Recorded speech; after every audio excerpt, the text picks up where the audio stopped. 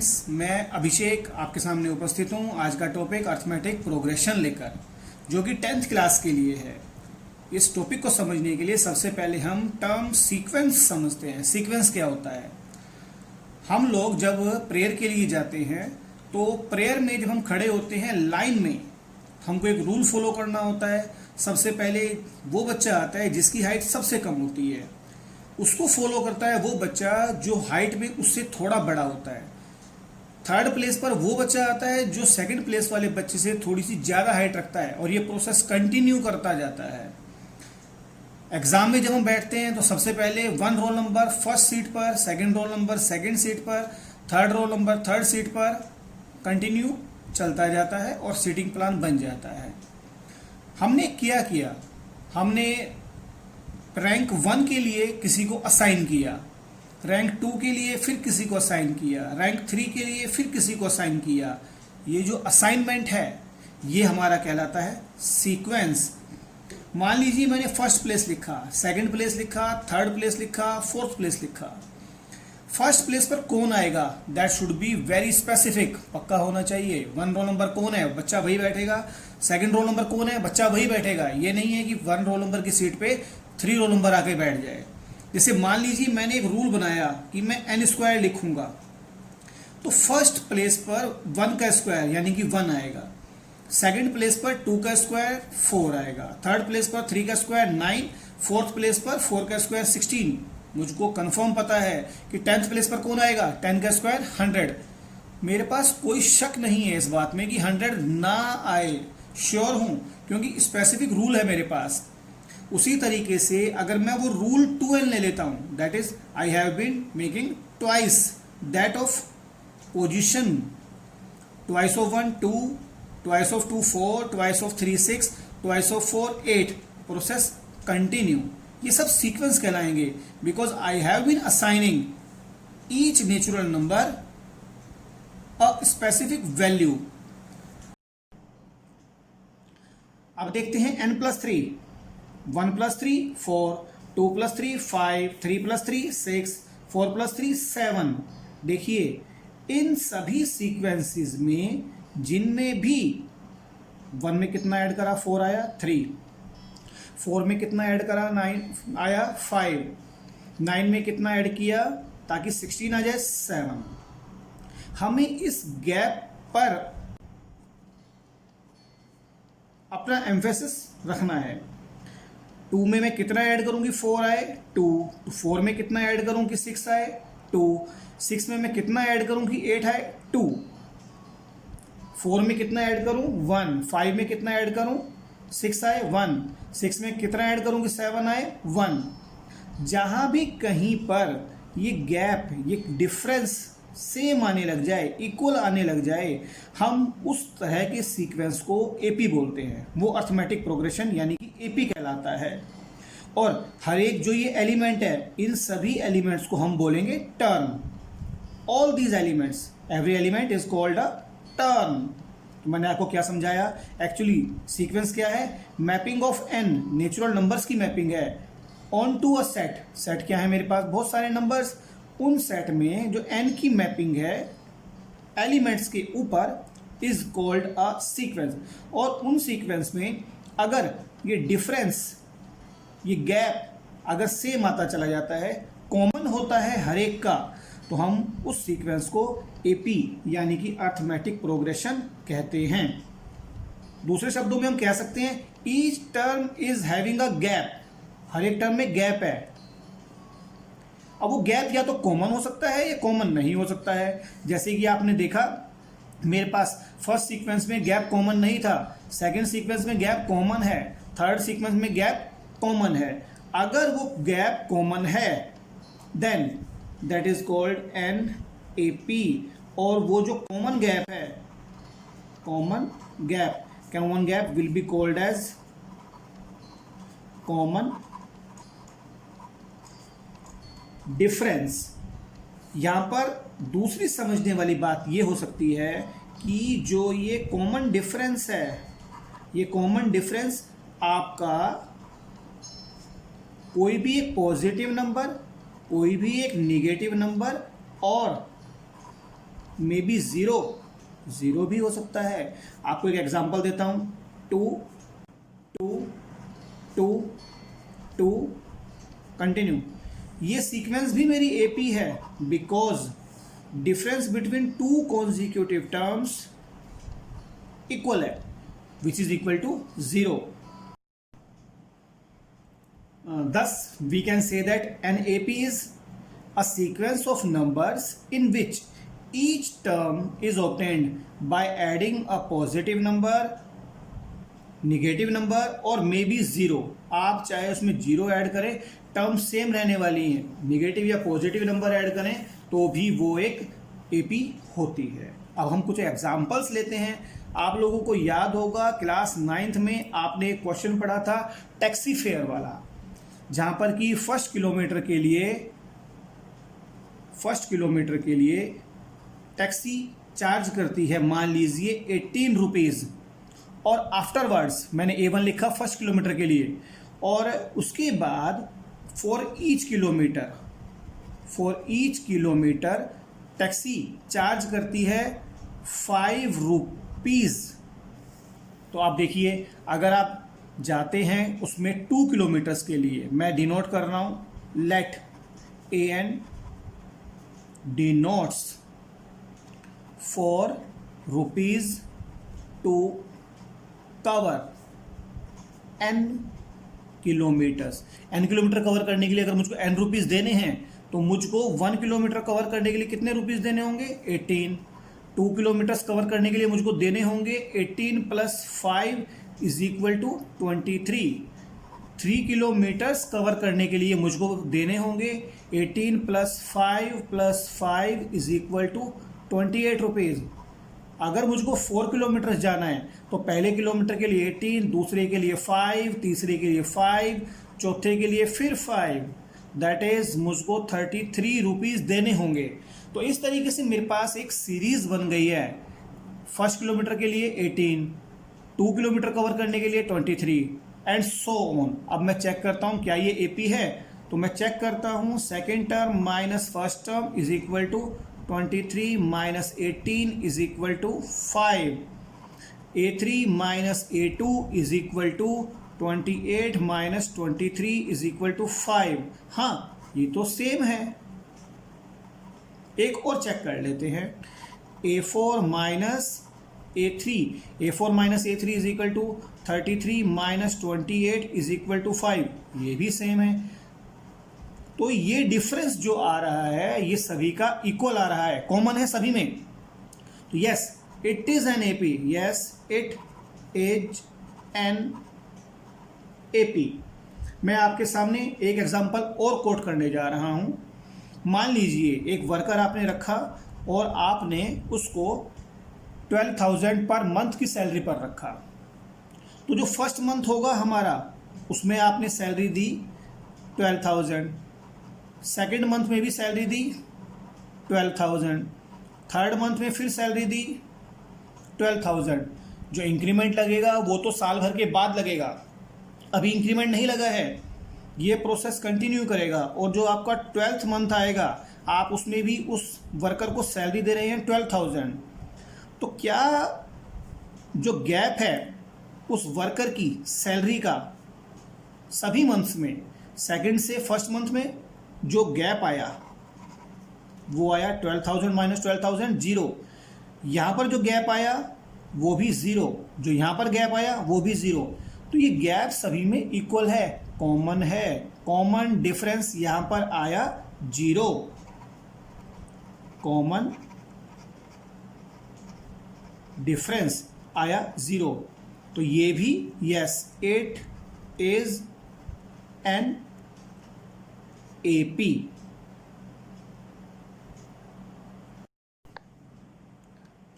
अब हम लेते हैं एक example 3, 1, -1, -3 and so on. Check करना है कि ये एक एपी है या नहीं है। यहाँ पर फर्स्ट टर्म हमारे पास है 3, second term 1, third term -1, fourth term -3। हमने क्या चेक करना है? हमने चेक करना है गैप कॉन्जिक्यूटिव टर्म्स का, मतलब A2 minus A1 is equal to 1 minus 3 is equal to -2। उसके बाद A3 minus A2 is equal to -1 -2, A4 minus A3, A4 आपके पास है -3 -1, that is -3 + 1 is equal to -2। तो आप देखते हैं गैप इक्वल हैं। अगर ये गैप इक्वल है तो सब कुछ कॉमन है then it is called an AP. As common difference is equal. मैं ये वर्ड ही तब यूज करूंगा, difference which is common to terms.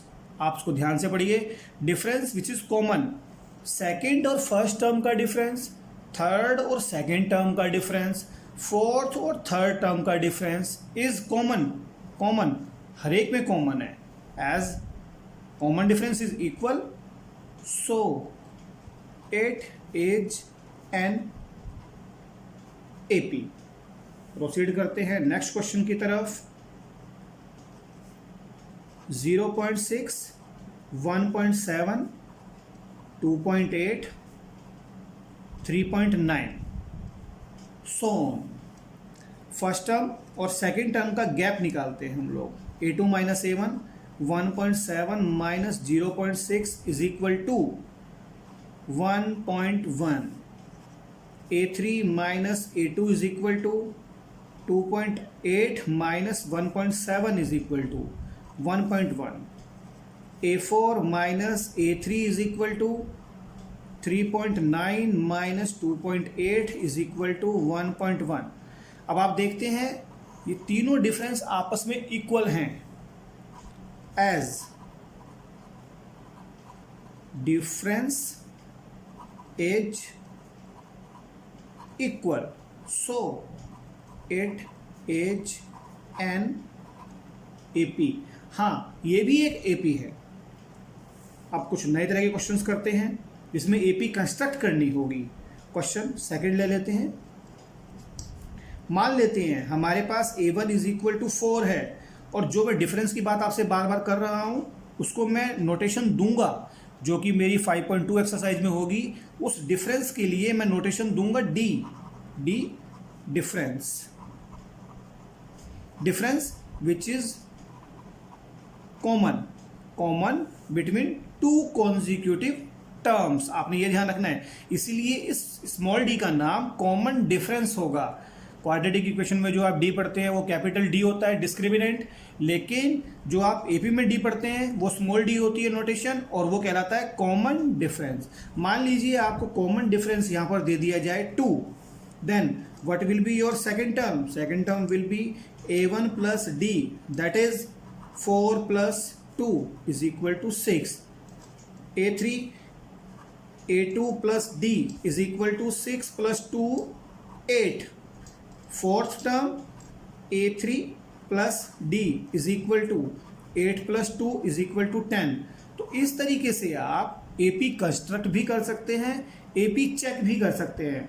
अगर आपको AP चेक करनी है तो आप कॉन्जिक्यूटिव टर्म्स का डिफरेंस फाइंड करेंगे, और अगर आपको एपी कंस्ट्रक्ट करनी है तो आप कोई भी एक फर्स्ट टर्म लेकर उसमें जो भी वो डिफरेंस कहते हैं, उन्होंने कन्फर्मेशन दे दी कि डिफरेंस इतना है और एपी है, तो आप उसको डिफरेंस को कॉमन डिफरेंस मानकर हर एक टर्म में ऐड करते चले जाएंगे and you will get an AP.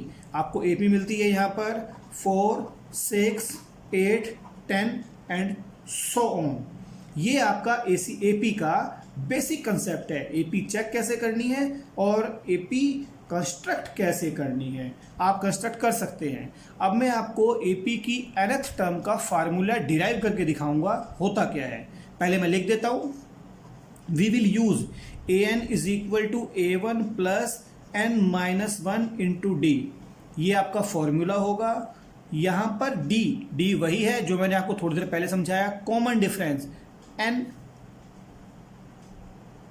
Common difference n number, किस नंबर की टर्म है, A1 फर्स्ट टर्म और an आपकी होगी nth टर्म। अब हम अपना यूजुअल प्रोसेस फॉलो करते हैं।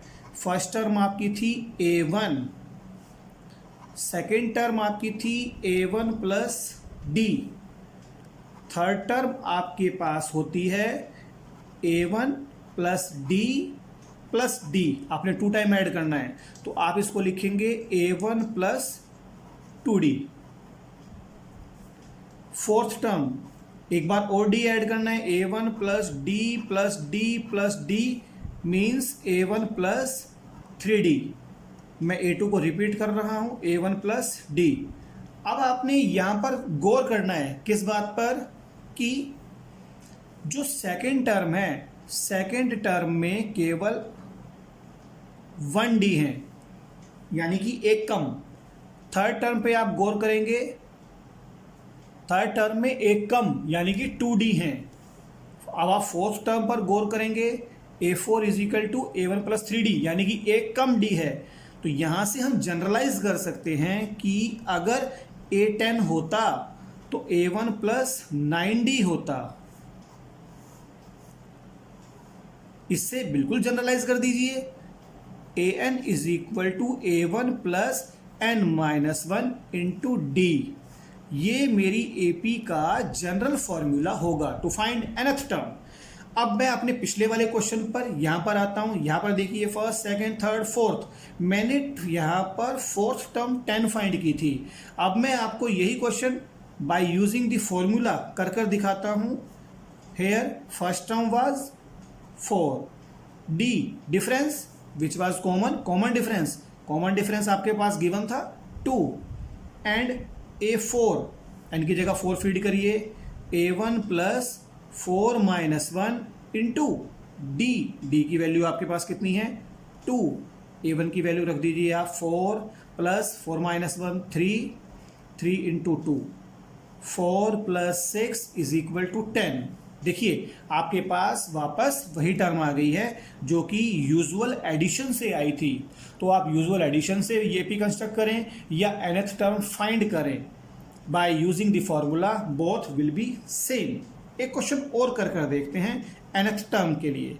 If A1 is equal to half, D is equal to 1/3 and you have to find its 10th term. 10th term क्या होगी, A10 is equal to A1 plus 10 minus 1 D। A1 आपके पास है half plus 10 minus 1 9 into D आपके पास है 1/3, 3 1 जा 3, 3 3 जा 9। आपको मिलता है 1/2 प्लस 3। आप एलसीएम लेंगे, 2 और 1 का एलसीएम 2 को डिवाइड किया 2 से 1, 1 1 जा 1, 2 को डिवाइड किया 1 से 2, 2 3 जा 6। आपको आंसर मिलता है 7/2। तो आप इस तरीके से एपी के क्वेश्चन के लिए nth टर्म फाइंड कर सकते हैं बाय यूजिंग दी फॉर्मूला।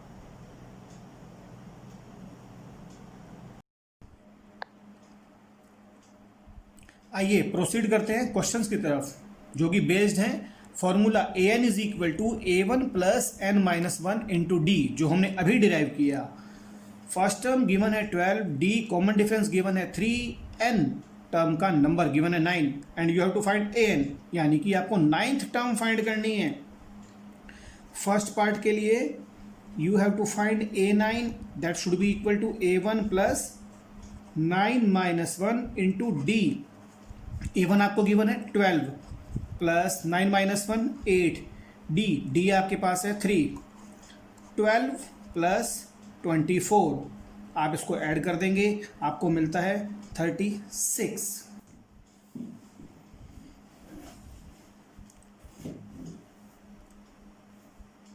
अब सेकंड पार्ट की तरफ प्रोसीड करते हैं।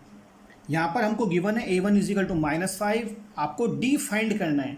N is equal to 21, that is it is 21th term which is equal to 45 and you have to find D। तो आप पुट करेंगे A21 is equal to A1 plus 21 minus 1 into D आपको find करना है। A21 आपको given है 45 and A1 आपको given है -5 प्लस 21 माइनस 1 20 इंटू D।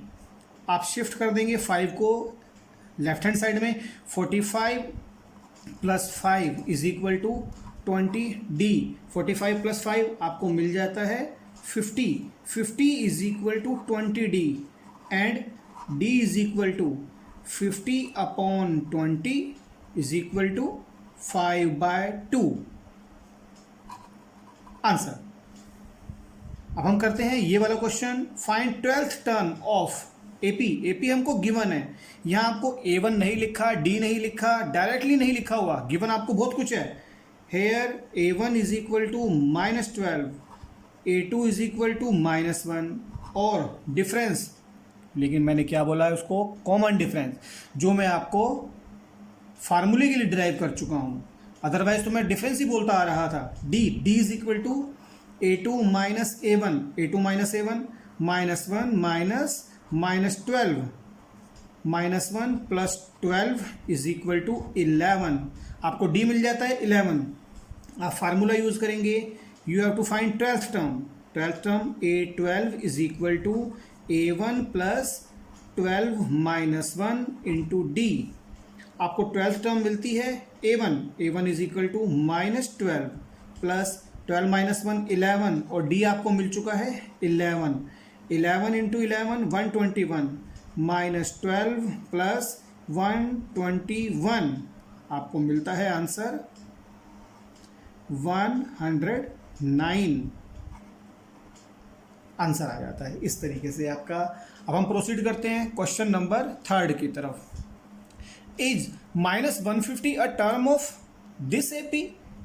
जब भी कभी कोई टर्म होगी, मान लीजिए आपके पास 11 गिवन है, it is the first term, 8 it is the second term, ये डिक्रीज कर रहा है, तो इसके बाद अगर मैं कहूँ 10 कौन से नंबर की टर्म है, 10 तो कोई टर्म नहीं है, 10 इसमें मुझको दिख ही नहीं रहा है। जो फर्स्ट टर्म है और सेकंड टर्म है उनके बीच में कहीं 10 आया जरूर होता, लेकिन ना तो वो फर्स्ट टर्म है ना तो वो सेकंड टर्म है। टर्म का जो नंबर है यानी कि n, that should be a natural number. वो 1 होना चाहिए, 2 होना चाहिए, 3, वो 3.5 नहीं हो सकता, वो 5/2 यानी कि 2.5 नहीं हो सकता, उसको एक नेचुरल नंबर होना पड़ेगा। अब मुझको नहीं पता कि ये एक टर्म है या नहीं, मान लेते हैं let if possible, let if possible that it is nth term. तो क्या रेस्ट्रिक्शन लगेगी, अगर वो n मेरा नेचुरल नंबर आ गया then it is a term, otherwise ये कोई भी टर्म नहीं होगी। अब हम मान लेते हैं a1 इज इक्वल टू, मान के लेते हैं, हमें तो गिवन है a1 is equal to 11, a2 is equal to 8 and d is equal to a2 minus a1 11, a2 आपकी 8 माइनस 11 इज इक्वल टू -3। अब आप चेक करेंगे an is equal to a1 plus n minus 1 into D. an possible है, तुमने मान लिया है, -150 is the nth term, a1 आपको गिवन है 11 प्लस n माइनस 1 d -3। ध्यान रखिएगा ये ब्रैकेट जरूर लगाएं, अगर आप ये ब्रैकेट नहीं लगाते हैं तो वो n-1 -3 लगेगा, वो सब्ट्रैक्शन हो जाएगा, लेकिन अगर ब्रैकेट लगता है तो ये इंटू, क्योंकि दोनों इंटू में हैं, ध्यान रखिएगा इस बात का जरूर। -150 -11 is equal to plus minus minus, तो -3 इंटू n-1 बन जाता है 161 negative is equal to -3 n-1, minus से minus cancel, 161 upon 3 is equal to n-1। 161 को अगर मैं 3 से डिवाइड करता हूँ, 3 5 ज़ा 15, 1 कैरी, 3 3 ज़ा 9, 2 3 6 ज़ा 18, 53.6 इज इक्वल टू n-1 और यहाँ से आपको n मिलता है 54.6 जो कि एक नेचुरल नंबर नहीं है। तो इसका मतलब -150 can not be a term of this given AP, ये इसकी कोई टर्म नहीं हो सकती। आइए प्रोसीड करते हैं क्वेश्चन की तरफ। 31st टर्म ऑफ एपी हमको फाइंड करनी है, 11th टर्म 38, और 16 टर्म 73 गिवन है।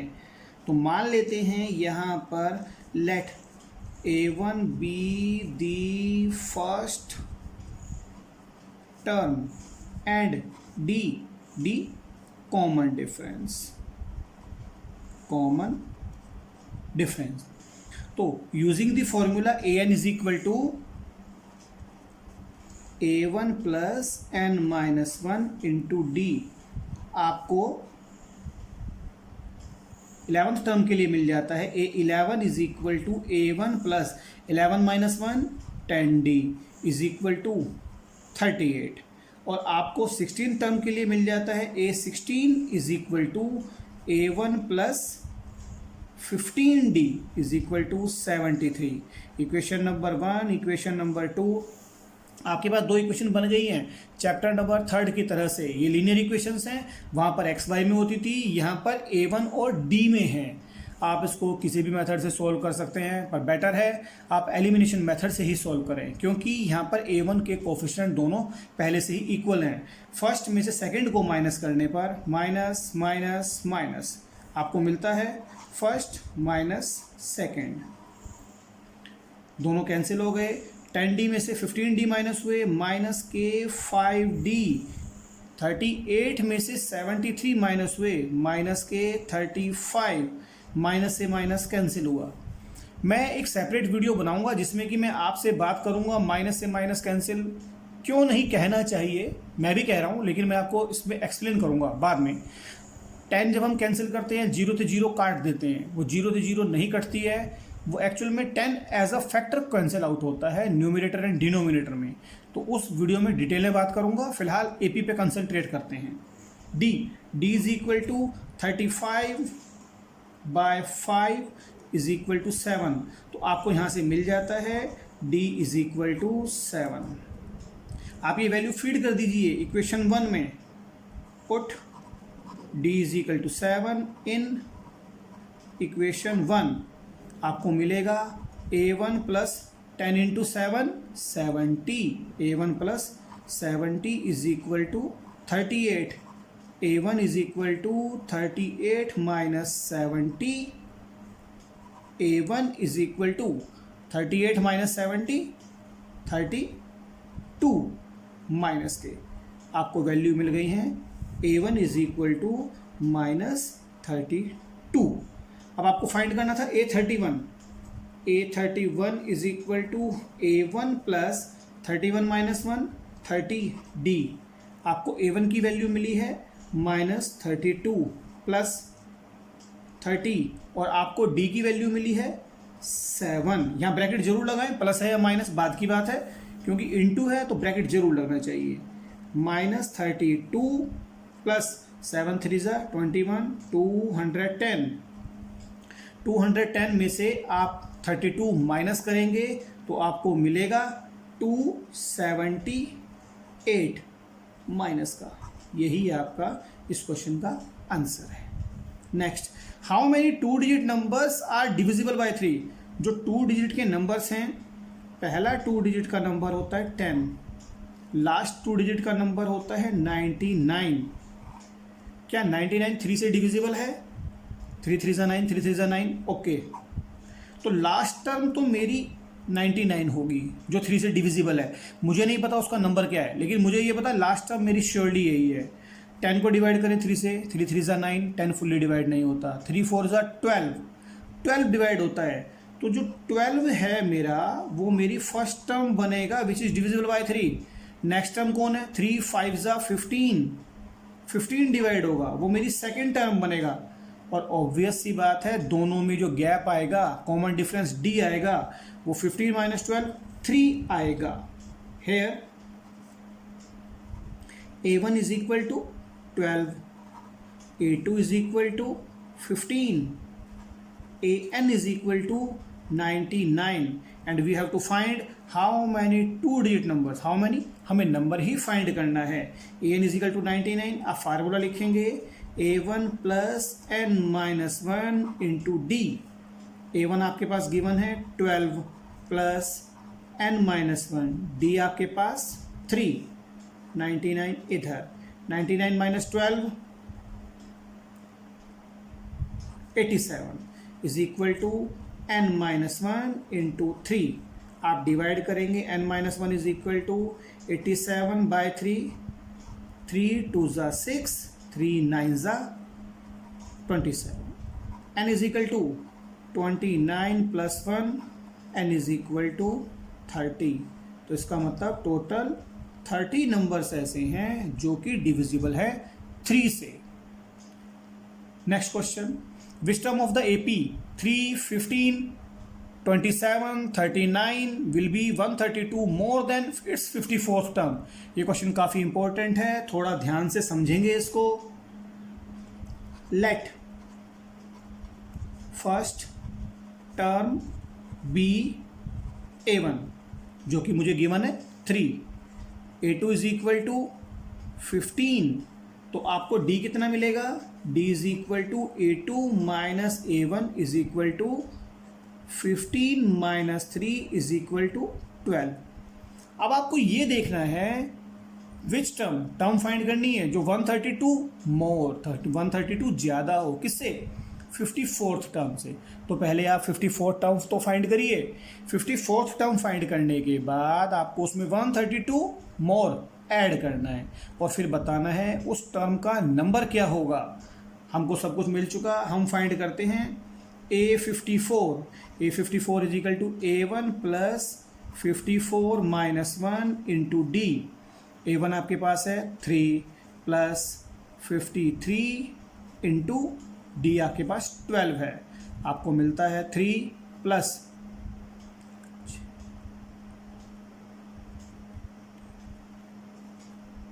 636। तो आपको A54 मिलता है 639।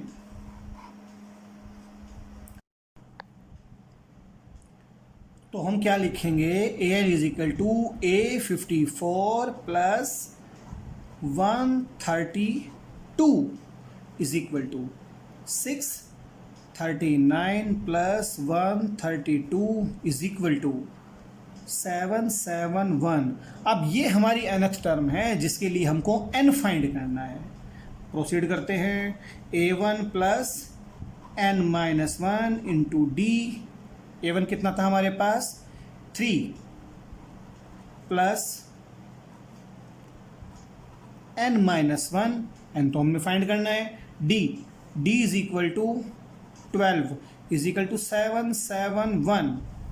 आप यहां से वैल्यू फाइंड करेंगे, 12 into n-1 is equal to 771 minus 6 is equal to 768। आपको मिलेगा n-1 is equal to 768 upon 12। n-1 is equal to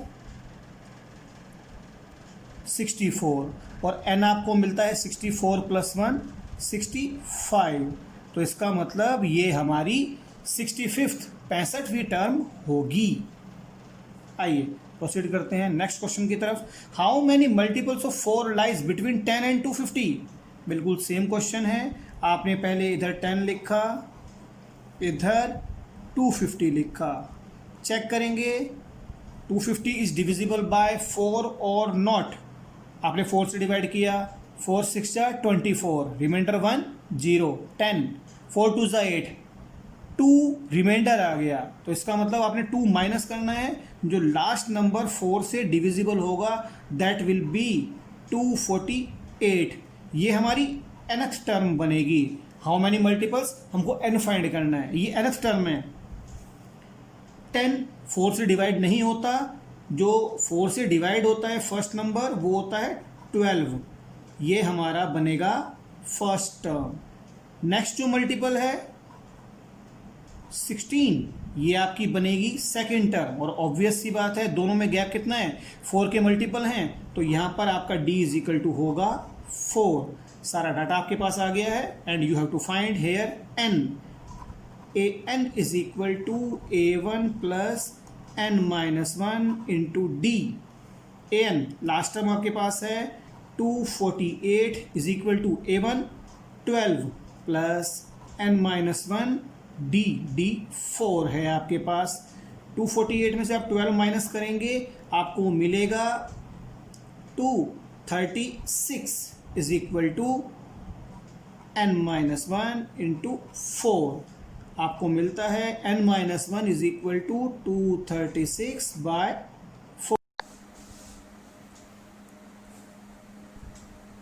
4 5 ज़ा 20, 4 9 ज़ा 36।